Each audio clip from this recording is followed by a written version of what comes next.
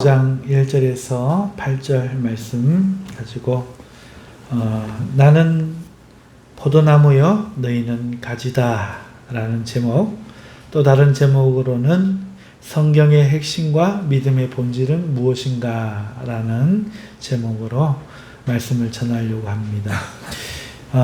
여러분, 우리가 성경을 읽는 것이 중요하다고 믿으십니까? 여러분은 성경을 어떤 책으로 생각하고 읽으십니까? 성경에 대해서 잘못된 이해들이 있어요. 먼저 세계사로 이해하는 사람들 잘못됐어요. 세계가 어떻게 생겼느냐, 어떻게 역사가 내려왔느냐, 이런 세계사, 역사서로 읽으면 안 됩니다. 어떤 사람은 성경을 보면서 감동을 받으려고 하는 사람이 있어요. 성경은 문학을 가진 책이 있지만 문학서가 아닙니다. 그런가 하면 어떤 사람은 지혜와 지식, 그리고 인생의 정답을 찾는 참고서를 읽으시는 분들이 있는데 이것도 성경에 대한 올바른 이해가 아닙니다. 또 어떤 사람은 신이 있음을 증명하는 책으로 생각을 해요. 그런데 성경은 신이 있음을 증명하지 않습니다.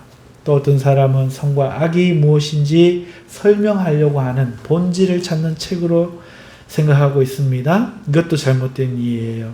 천국과 지옥이 있음을 증명하는 책도 아닙니다. 이 성경은 하나님과 인류의 역사를 기록하고 있지만 그런 역사 전기도 아니고 예수님의 이야기가 있어도 예수님의 전기를 적은 책이 아닙니다. 물론 일부 그런 이야기가 분명히 나옵니다. 장르도 문학이나 서신서나 시가서나 여러 가지 역사서나 역사를 다루고 있지만 그럼에도 성경은요, 그런 책 아닙니다. 성경은 하나님의 일방적인 선포의 말씀이라는 거예요. 증명에 관심이 없습니다. 하나님의 진리를 선포하는 하나님의 일방적인 선포요. 듣는 이들이 믿거나 믿지 못하거나 많이 있고, 듣는 이들이 그 속에서 많은 영감을 받거나 은혜를 받거나 그렇지 못하거나 하는 것이지, 그걸 목적으로 주는 책이 아니라 성경은 하나님의 일방적인 말씀이다 하는 것입니다. 그리고 이 말씀은 그저 미친 사람 중얼거리듯이 또 우리 친한 사람과 이야기하듯이 그런 일방적인 말이 아니고 목적을 가진 말씀이다. 성경은 목적을 가지고 하시는 하나님의 일방적인 말씀이다 하는 것입니다. 그러면 성경을 어떤 책으로 이해해야 우리가 올바르게 이해하는 것인가?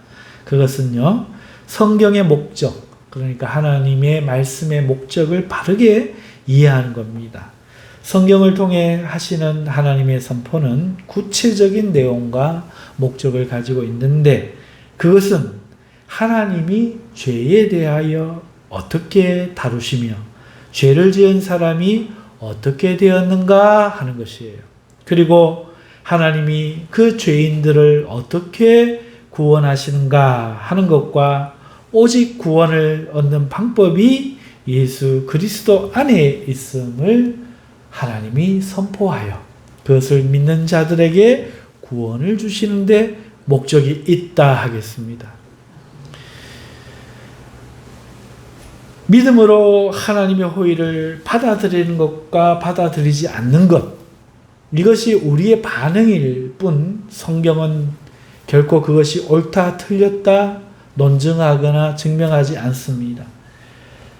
하나님께서는 이 하나님의 호의를 받아들이지 않는 사람들을 사탄과 함께 심판하실 것을 경고하며 성경은 끝을 맺고 있어요. 그래서 우리는 이 성경을 이 핵심을 뭐라고 이야기하느냐 하면 구속사라 이야기합니다. 혹은 다른 말로 하나님의 구속하심이다. 하나님의 구속하심을 담고 있다. 이렇게 말하는 것이죠. 그래서 성경은 천지창조도 말씀합니다. 어떻게 하면 복을 받고 어떻게 하는 게 지혜로운지도 이야기합니다. 하나님이 우리를 얼마나 사랑하시는지 우리가 감동도 받을 수 있습니다. 여러 가지 것이 있지만 그것들이 목적은 아니고 오직 하나님의 이 죄에 대한 심판과 그 심판에서 어떻게 하나님에 의해 하나님으로 말미암아 하나님의 사랑이 우리를 구원하시는가, 이거를 구속사, 이것을 구속하심이라고 말하며 이 목적을 방향으로 일방적으로 선포하시는 거예요. 이 목적 외에 나오는 내용들이 있지만은 그것은 필요에 의해 비록 써졌을지라도 그것은 목적이 아니고 부수적인 것이죠. 그래서 역사가 나오지만 역사서가 아니고 세계의 창조와 세계의 모든 것들에 대한 근거가 나오지만 이 세상 사용 설명서도 아니고 우리가 지혜와 지식을 발견할 수 있지만 참고서도 아니고 오늘 이것은 우리의 구원을 위하시는 하나님의 일방적인 선포의 말씀이다.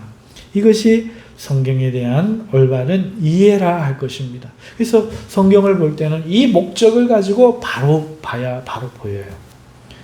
안 그러면 사변으로 빠져요. 이단이 그렇게 해서 나오는 거죠. 중요하지도 않은 것에 엉뚱한 생각을 쏟으면 하나님의 목적과는 정반대의 방향으로 가거나 상관없는 말씀에 빠져 헛된 세월을 보낼 수 있는 것입니다.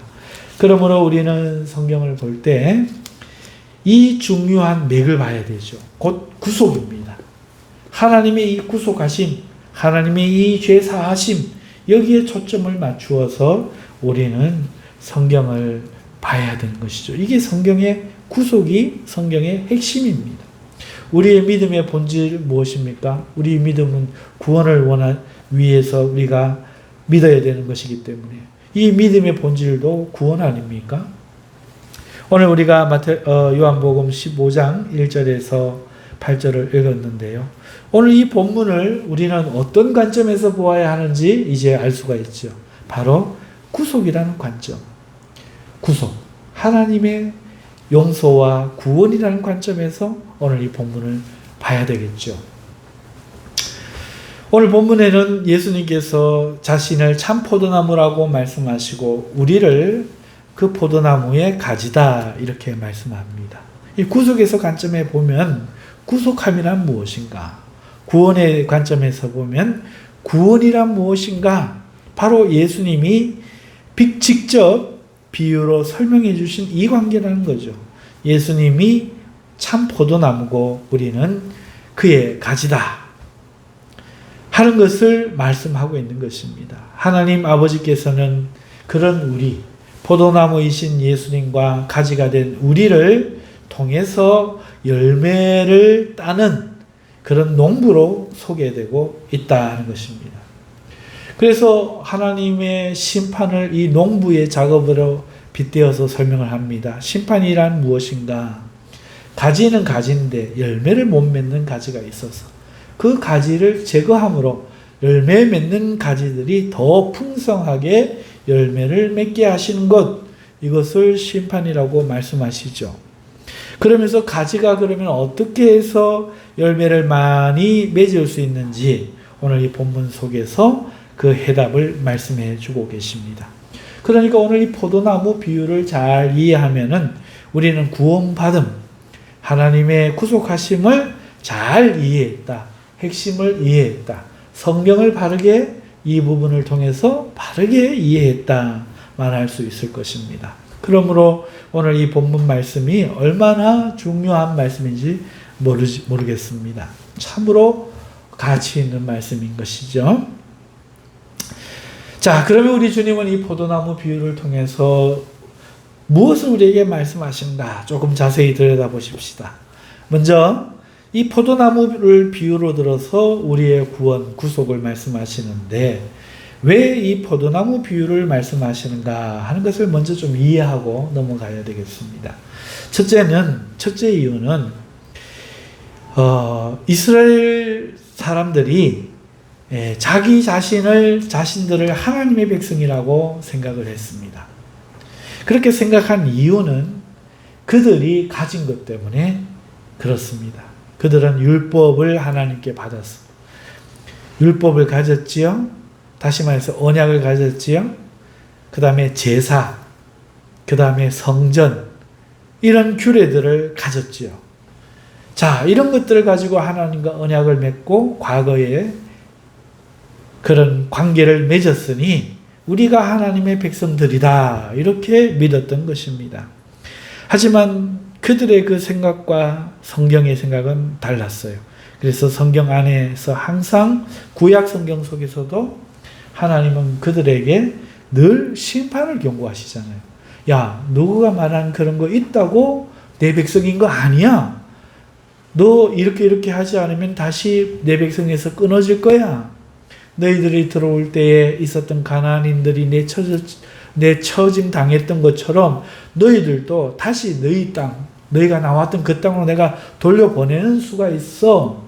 이렇게 말을 하셨죠.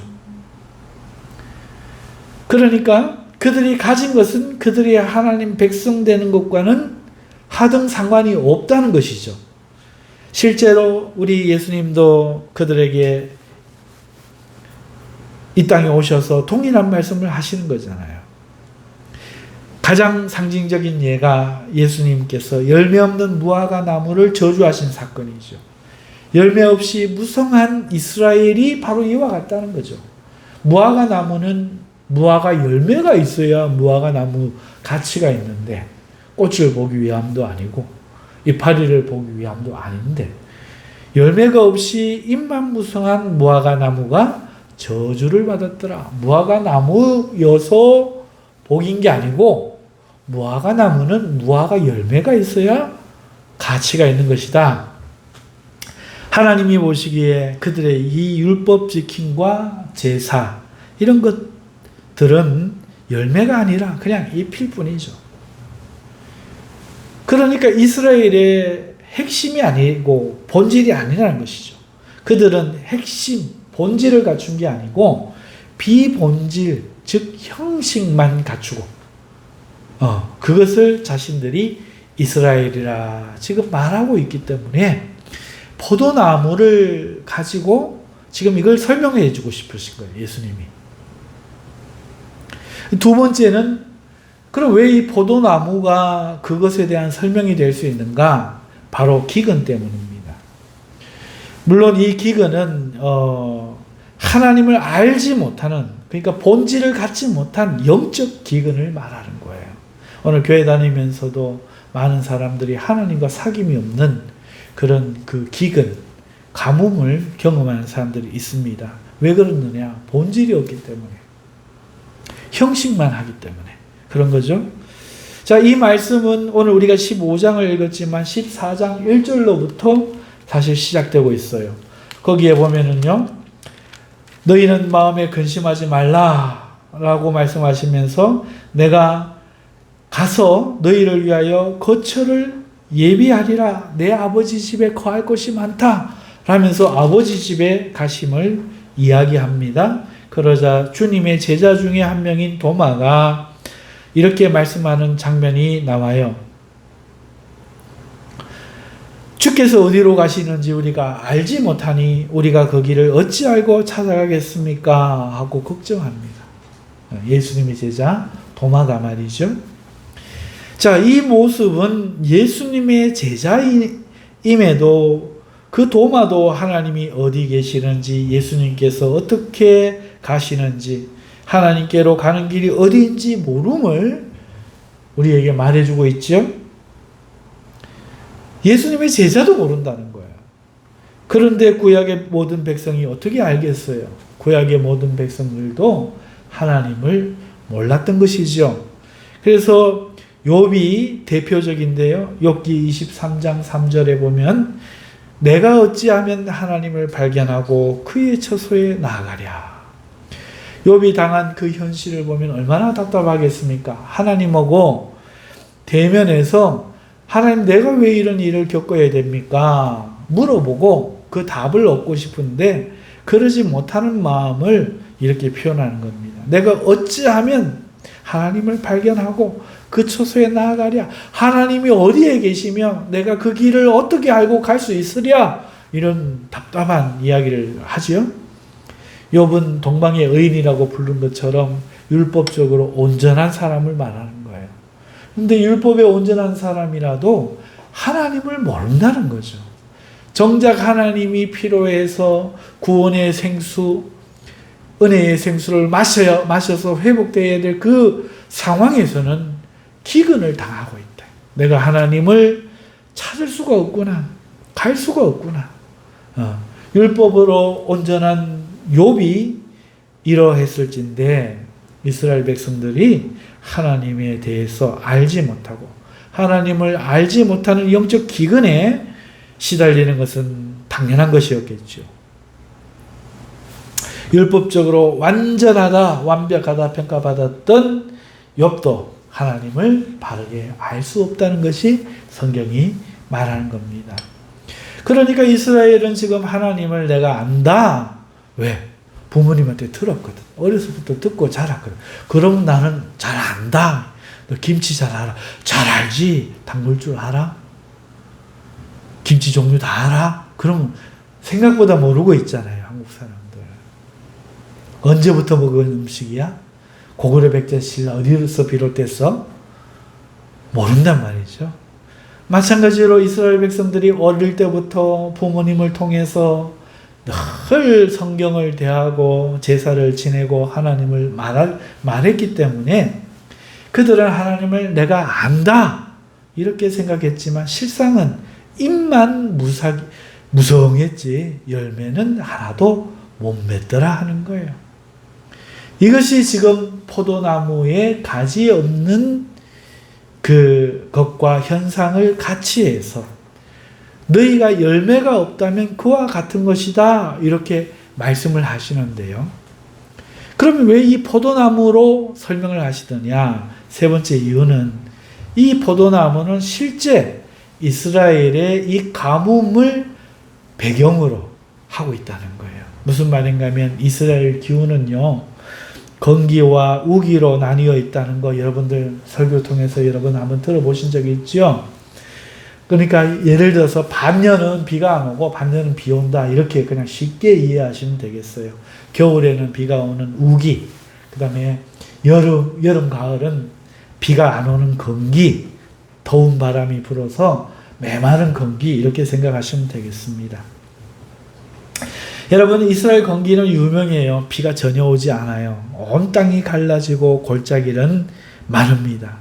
풀은 당연히 말라서 죽겠죠. 여러분 그러니까 물이 없어요. 이때 사람에게 물을 공급하는 유일한 수단이 하나 있어요. 뭔가 하면 바로 포도예요. 포도를 수확해서 그 포도 열매를 먹음으로써 이 수분을 보충할 수가 있는 겁니다. 이 포도는요, 이스라엘 그 건기 마지막 고비 때 수확하는 거예요. 그래가지고요, 그 포도를 수확해서요, 산 높은 곳에서 온 나라가, 온 동네 사람들이 다 모여서요, 돌로 판 포도주 틀에다가 포도주를 집어넣고요, 그 포도주를 남자들이 들어가서 발을 이렇게 걷고요, 막 지금 밟습니다. 수십 명이 밟습니다. 그러면 그 포도가 이겨지면서 물이 그 고를 따라낸 길을 따라서 막 흘러내려오면 그 밑에서 그 포도주 통에다가 그걸 담는 거예요. 그러면서 목이 말랐던 그 사람들이 그걸 먹고요. 포도주를 통해서 그 석회물에 대한 부작용도 해결을 하고요.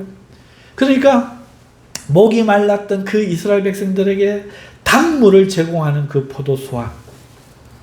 바로 건기 마지막에 있는 그 포도 수확, 그거를 지금 배경으로 예수님이 이 포도, 나는 참 포도나무요. 이렇게 말씀하시는 겁니다. 포도주 틀에서 밟혀 나오는 그 유일한 음료. 바로 그거를 죽을 것 같은 상황에서 공급되어지는 생명수. 바로 그거를 의미하는 것이죠. 만일 이 포도가 열매 맺지 않는다면 이스라엘은 그야말로 큰 낭패를 당하지 않겠습니까? 이런 배경을 가지고 하나님을 아는 이 영적 기근에서 벗어나는 유일한 방법. 이 유대 종교로는 하나님은 알 수가 없는 거예요. 갈증만 심하고 죽을 지경인 거죠. 이 검기에 내가 참 포도나무다. 내가 참 포도다. 바로 이런 배경으로 말씀을 하시는 것이죠. 예수님께서 이 영적 기근을 벗겨주시는 이스라엘을 위한 참 포도나무로서 생명의 음료를 공급하시는 분이다 하는 것을 이렇게 말하고 있는 거예요. 그러니까 너희가 이 영적 포도즙을 마시고 시원함을 얻고 생명을 얻으려면 어떻게 해야 되냐? 열매가 맺혀져야 되는데 그러려면 내게 붙어 있어야 된다. 그러면서 예수님은 음료를 공급하시는 예수님께 가지로 붙는 길, 이것만이 하나님으로부터 공급되어지는 탄비를 받는 길임을 말씀하는 거죠. 내게 붙어 있으면 너희는 영적 기근에 시달리지 않고 하나님이 어디로 있는지, 어떻게 하나님께로 가는지 알게 되며 수분이 풍부하고 단 포도 같은 열매가 너희에게 늘 있을 것임을 말씀하여 주시는 거죠. 하나님이 나와 함께해서 공급해 주시는데 하나님이 어디 있는지 물을 필요가 없죠. 하나님은 여기 나와 함께 계신다. 예. 이 말씀을 지금 하시는 겁니다. 여러분, 예수님이 이런 배경에서 자신을 포도나무로 비유하시는데요. 이 포도나무로 비유하시는 말씀 속에 오늘 우리가 성경의 핵심이라고 말씀드렸던 구속과 제사함의 원리가 들어있는 겁니다. 왜냐하면 예수님만이 구원의 유일한 길이기 때문에 그렇죠. 자, 그러면은 이 포도나무와 가지로 비유된 이 예수님의 이야기 속에서 우리가 어떻게 해서 구속함을 받고 제사함을 받고 하나님의 백성이 되느냐, 이것의 본질이 뭐냐 하는 것을 우리가 잠시 더 살펴보고 말씀을 맺도록 하겠습니다. 먼저 예수님은 자신을 참 포도나무라 이렇게 말씀하셨고 우리는 그 뜻을 이제 이해했지요. 자, 우리가 그 가지가 되어야 된다는 거예요. 우리가 예수님께 붙어있는 가지가 돼야 그 열매를 우리가 딸 수 있다. 이 말씀인 거죠. 아버지는 농부로 말씀하십니다. 농부인 하나님 아버지는 참 포도나무인 예수님을 살펴서 포도가 맺게 하려 하시는 농부라는 거예요. 그래서 열매 못 맺는 가지는 도끼로 찍어내시는 거죠. 열매 못 맺는 가지는 버려져 말라 사람들에게 불살름 당하는 것이죠. 여러분은 그러니까 농부가 가지치기 하는 걸로 지금 비유를 하고 있는 거예요. 어떤 가지가 열매를 못 맺습니까? 포도나무 가지는 사실요, 포도나무 가지가 아니죠. 예, 포도나무는 포도나무인데 가지를 누가 포도나무 가지라고 말합니까? 포도나무 보신 분들은 그게 덩굴인 거 알죠? 포도나무 가지는 덩굴이에요, 덩굴. 덩굴이 뭡니까? 가지는 힘있게 탁 버티고 여기서 쭉쭉쭉 나가지고 열매를 매달고 있는 거지만 덩굴은 밧줄처럼 생겨서 스스로는 힘이 없고 다른 것을 휘 감아서 버틸 수 있는 그걸 덩굴이라고 하는데요. 그러니까 덩굴은요, 열매를 달고 있을 힘이 없는 거죠. 그래서 보통은 농부가요, 기둥을 세워서요, 그 열매 많이 맺으라고 덩굴을 공중에다가 묶어가지고 공중에서 열매를 맺게 하는 거예요. 그런데 이 덩굴이 그렇게 공중에 달리지 않고 땅에 닿으면 어떻게 되겠어요? 땅 아래 나무에서 밑둥에서 난 그 덩굴들은 공중에 못 달리고 흙에 덮이고 흙에 묻혀서 열매를 제대로 맺지 못하지 않겠어요? 그러면 어떻게 합니까? 잘라버리는 거죠. 그리고 공중에 매달려 깨끗한 가지들이 열매를 맺도록 농부가 하는 겁니다. 어떤 가지가 열매를 맺느냐? 농부의 관리를 받는 가지. 예. 또 어떤 가지냐? 깨끗한 가지라 하는 것을 알 수가 있죠. 자, 그럼 우리가 어떻게 깨끗한 포도나무 가지가 될 수 있느냐? 물어봐야 됩니다. 어떻게 농부가 관리하는 공중에 매달린 가지, 포도나무에 붙어있는 가지, 그리고 깨끗하게 씻겨진 가지가 될 수 있느냐? 예수님은 너희는 내게 붙어 있는 가지라 이렇게 말씀하시잖아요. 그러면서 너희는 내가 일러준 말로 이미 깨끗해졌다 이렇게 말씀합니다. 여러분 어떻게 가지가 됩니까? 주님을 믿음으로써 접붙임 받음으로 주님께 붙는 가지가 되는 거죠. 예수님을 믿으면 믿음이 주님과 우리를 접붙여 하나 되게 하는 거예요. 그것이 하나님의 선물인 거죠. 하나님이 관리하시는 거죠. 택하여 이 가지 내 열매 맺게 해야 되겠다. 네. 바로 믿는 자가 하나님의 택함을 받은 자죠. 하나님의 선물입니다. 죄인들을 용서하시고 구원하시기 위해 하나님이 이렇게 믿음으로 생명나무에 접붙는 방법을 선택하셨던 거예요. 자, 그렇지만 모든 가지가 열매 맺는 것은 아니다. 깨끗해야 열매 맺는다 말씀하시죠. 깨끗해지는 방법은 뭡니까? 주님이 일러주신 말씀처럼 내가 일러준 말로 너희가 깨끗해진다. 여러분 이 땅의 물건은 물티슈로 닦잖아요. 물로 세차하잖아요. 영혼은 우리가 어떻게 깨끗이 하느냐? 하나님의 말씀, 생명수이신 하나님의 말씀, 그 말씀으로 깨끗해지는 거예요. 너희는 내가 일러준 말로 깨끗하여졌다 말씀하십니다. 성도가 주님의 말씀을 들으면 깨끗해지는 거예요. 성도가 주의 말씀을 듣고 주의 말씀을 지키면 저절로 하나님 안에 잘 붙어 있어서 열매가 맺혀진다. 이것이 주님이 지금 가르쳐주는 본질인 거죠. 주님을 믿어 포도나무 가지이고 주의 말씀을 들어 깨끗하여 열매를 맺는다. 이것으로 이것으로 구속을 우리 주님이 멋지게 말씀해 주시면서 그렇지 못했을 때 우리가 겪을 그 영적인 기간과 끝내는 불타버릴 그 운명을 한꺼번에 설명해 주시는 하나님의 지혜의 말씀이라 하겠습니다. 자, 이렇기 때문에 주님께서는 우리에게 무엇을 말씀하십니까? 내 안에 거하라 이렇게 말씀하시는 거죠. 이 말씀은 무슨 뜻입니까? 주님께 믿음으로 붙어 있으란 말씀이잖아요. 또 이 말씀은 주님의 말씀 안에 계속 거하라. 주님의 말씀이 우리를 깨끗하게 하니까 주님 말씀 안에 계속 거하라 하는 말씀입니다. 다시 말해서 계속 주님을 믿으면서 주님의 말씀을 계속 들으면서 그 말씀 안에 거하라 이런 말씀입니다. 그래서 내 말이 너희 안에 있고 너희가 내 안에 있으면 너희가 열매를 많이 맺고 아버지께서 영광을 얻으신다 말씀하는 거죠.